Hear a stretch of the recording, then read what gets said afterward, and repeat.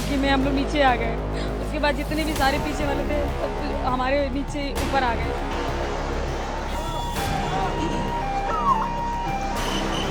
अब तक की सबसे बड़ी खबर आ रही है भारत के नई दिल्ली से, जहां पर एक रेलवे स्टेशन पर दर्दनाक भगदड़ में 15 लोगों की मौत की खबर बताई जा रही, जिनमें 10 महिलाएं और 3 बच्चे शामिल हैं। 15 अन्य लोग घायल बताए जा रहे हैं। ये घटना तब हुई जब श्रद्धालु प्रयागराज में लगने वाले कुंभ मेले के लिए ट्रेन पकड़ने आए थे।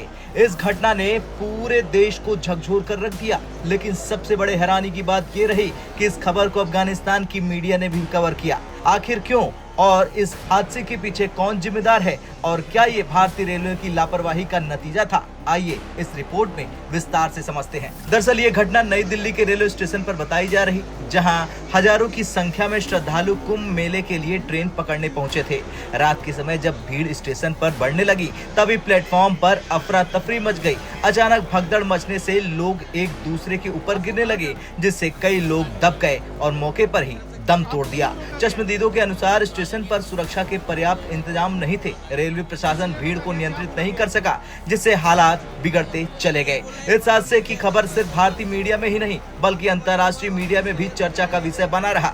खासकर अफगानिस्तान की कई न्यूज एजेंसियों ने इसे प्रमुखता से कवर किया। भारत में होने वाली प्रमुख घटनाओं को दुनिया भर की मीडिया कवर करती है। विशेष रूप से अफगानिस्तान, पाकिस्तान और नेपाल जैसे पड़ोसी देशों में भारतीय खबरों पर ध्यान दिया जाता है। अफगानिस्तान में भारतीय रेलवे की छवि काफी अच्छी मानी जाती थी, क्योंकि भारत ने अफगानिस्तान में कई इंफ्रास्ट्रक्चर प्रोजेक्ट्स में मदद की है। इस तरह की घटनाओं से भारतीय रेलवे की छवि को नुकसान पहुंच सकता है। कुंभ मेला एक बड़ा धार्मिक आयोजन है और अंतर्राष्ट्रीय स्तर पर इसकी चर्चा होती है। अफगानिस्तान में भी कुछ धार्मिक समूह इस पर नजर रखते हैं, इसलिए ये खबर वहाँ की मीडिया में जगह बन गई। लेकिन सवाल यह है कि इस भगदड़ के लिए जिम्मेदार कौन है? क्या ये रेलवे प्रशासन की गलती थी या फिर यात्रियों की भीड़ को सही तरीके से मैनेज नहीं किया गया?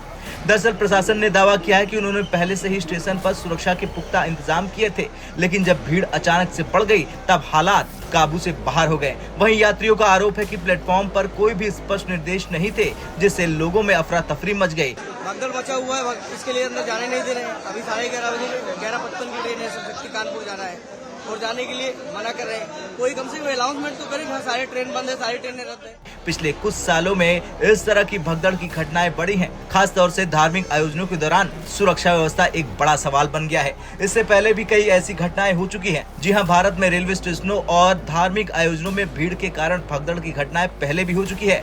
कई साल पहले इलाहाबाद स्टेशन पर भगदड़ हुई थी। कुंभ मेले के दौरान रेलवे स्टेशन पर भीड़ बेकाबू हो गई थी, जिससे कई लोगों की मौत हो गई थी। साल 2013 में रत्नागिरी रेलवे स्टेशन हादसा हुआ था। गणपति उत्सव के दौरान भगदड़ में 18 लोगों की मौत की खबर बताई गई थी।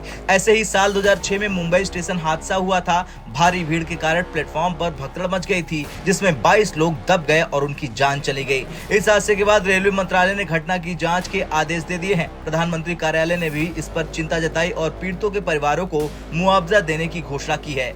रेलवे अधिकारियों का कहना है कि इस तरह की घटनाओं से बचने के लिए अब बड़े स्टेशनों पर भीड़ नियंत्रण के लिए नई रणनीतियां बनाई जाएंगी। खैर, कुछ भी हो, दिल्ली के रेलवे स्टेशन पर हुआ ये हादसा एक बार फिर रेलवे प्रशासन और सरकार के लिए बड़ा सबक है। समय रहते जरूरी कदम न उठाए गए तो भविष्य में ऐसी घटनाएं और बढ़ सकती है। इस घटना का अंतर्राष्ट्रीय कवरेज होना ये बताता है कि दुनिया भी भारत में होने वाली घटनाओं पर बारीकी से नजर बनाए हुए है। आपको क्या लगता है, इस हादसे के लिए असल में कौन जिम्मेदार है? कमेंट कर जरूर बताएं। ब्यूरो रिपोर्ट, भारत तक।